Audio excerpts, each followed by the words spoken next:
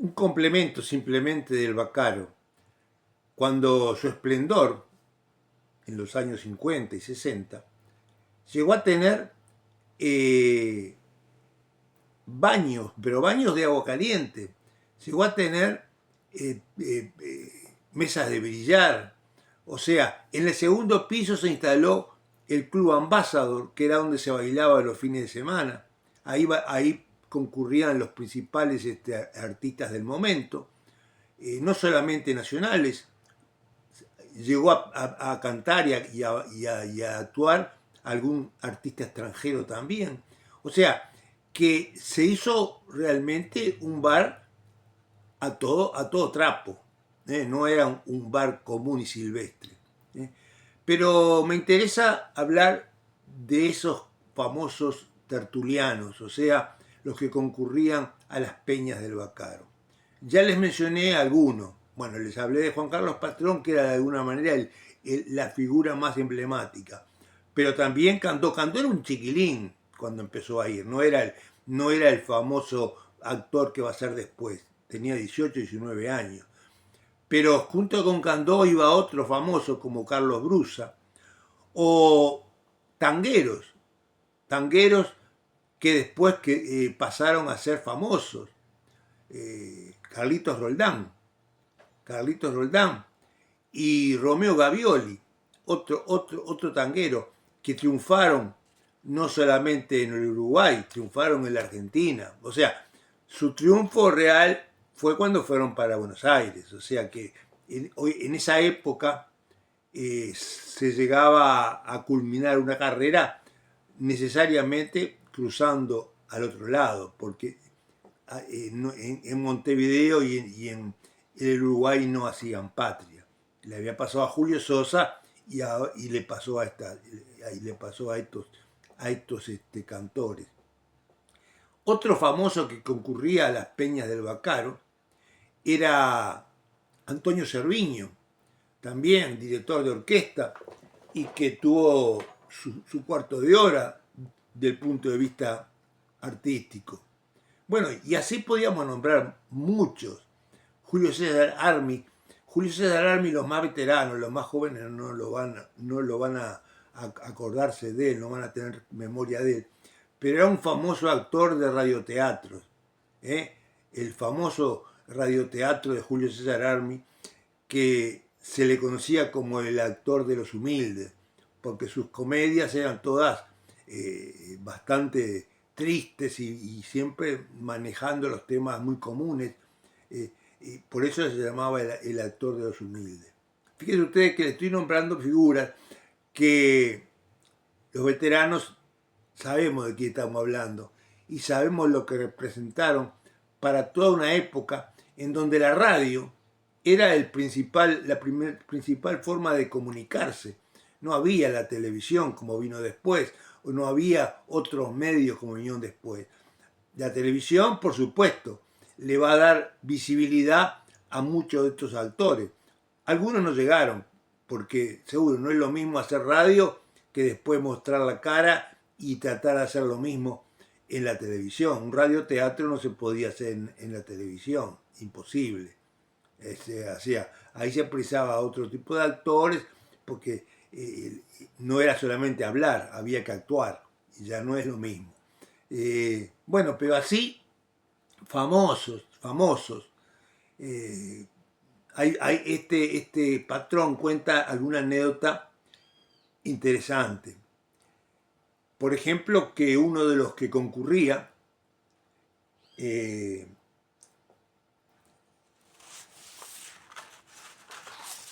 que en definitiva era un empleado, cuando concurría al Baccaro era un empleado de un sombrerero que se llamaba Luis Ferrari. Este Luis Ferrari, que empezó siendo empleado de una sombrerería, terminó siendo el dueño del Mago. Saben de qué estoy hablando cuando hablo del Mago, porque tan chiquilines no son.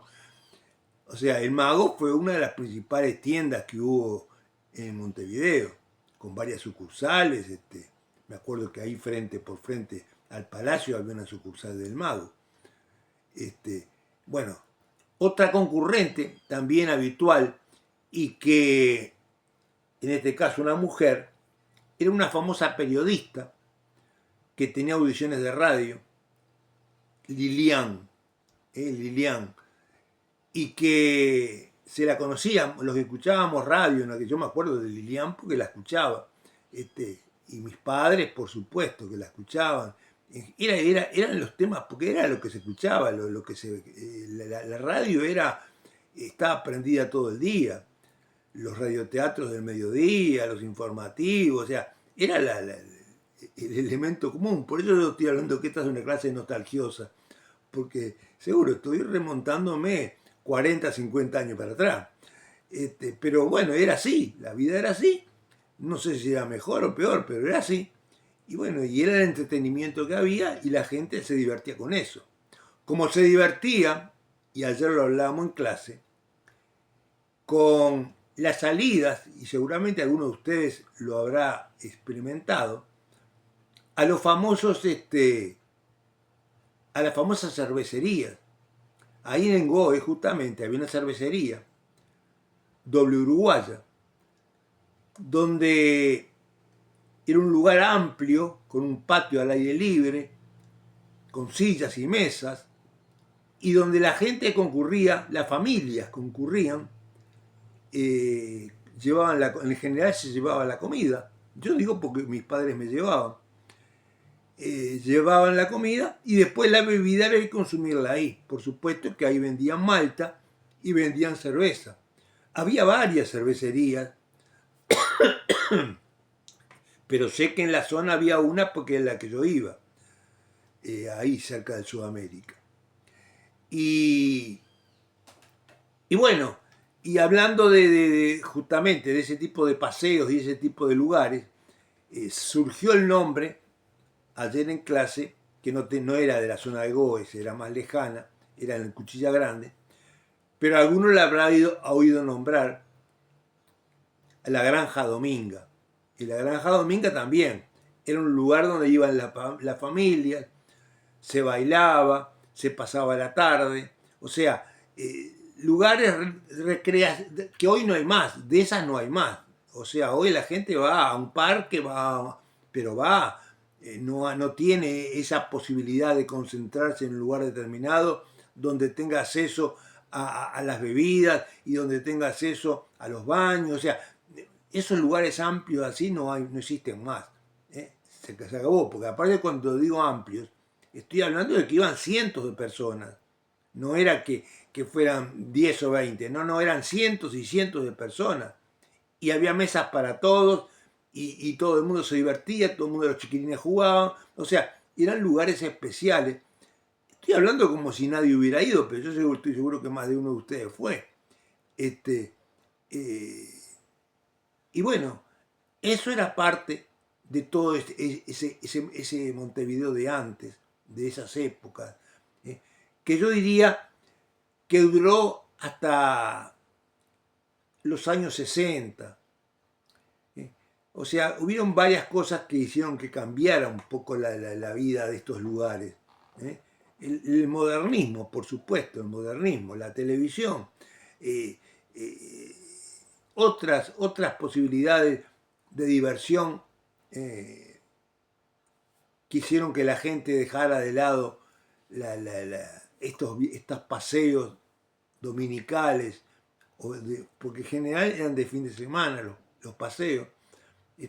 Bueno, este es un poco un pantallazo, daría para hablar mucho más, pero es un pantallazo de lo que fue esa zona de Goes, lo que fue el Barbacaro, lo que fueron, porque yo decía, estas figuras eran muy solidarias. Carlitos Roldán, por ejemplo, este cantor de tango tan conocido, uno de los más famosos de los cantores uruguayos, cuando fue a Buenos Aires a cantar, en el Barbacaro le hicieron una colecta, no solamente el bar, sino en el barrio se hizo una colecta para que él tuviera para irse para Buenos Aires. O sea, que lo ayudaron a Bacaro. Y Roldán, después, cuando llegó a cantar con Canaro, y ya se hizo su nombre y era famoso, volvía, porque era a las cosas que uno sabe que le hicieron un favor, tenía que pagárselos. Y volvía al Bacaro, y volvía y cantaba para los del Bacaro. Lo mismo hacía Romeo Gavioli, era muy habitué sus paseos y sus vueltas al Bacaro. O sea, eran de alguna manera, estaban compensando lo que habían hecho por ellos. Y alguna anécdota para terminar con esto, con este relato. Yo decía que hubieron personajes, seguro, entre tanta gente que concurría al Bacaro, imagínense que había personajes de todo tipo. Y había algún personaje pintoresco. Concretamente, a este personaje se le conocía como Juan el Tuerto. Juan el Tuerto porque le faltaba un ojo. Pero aparte era un personaje muy simpático. Andaba por las mesas pidiendo, la gente lo ayudaba, le daba comida. Y era muy apostador, muy timbero. Y a todo decía siempre, te apuesto 10 pesos, te apuesto 10 pesos a esto, te apuesto 10 pesos al otro. A todo el mundo le decía lo mismo, te apuesto 10 pesos. Después si ganaba o perdía no importaba, pues no pagaba nada. Pero igual, el tema de él era siempre te apuesto, te apuesto, te apuesto. Un día, estando ahí en el bar, parece que le vino un mareo, un ataque, y quedó en el piso tirado. A tal punto que tuvo que llamar a la ambulancia para que lo viniera a socorrer. Y el médico le decía, cuando lo examinó, le decía a los del bar ahí, este muchacho está muy grave, no sé si va a vivir. Y parece que Juan el Tuerto, en un suspiro ahí, casi una cosa que le salía, y le dijo, doctor, le dijo, le ha puesto 10 pesos a que no me muero. Y le fue salir bien la apuesta porque murió a los 80 años. Así que la ganó. Bueno, esto fue Recuerdos en el Pasado. Nos vemos la clase que viene. Chao.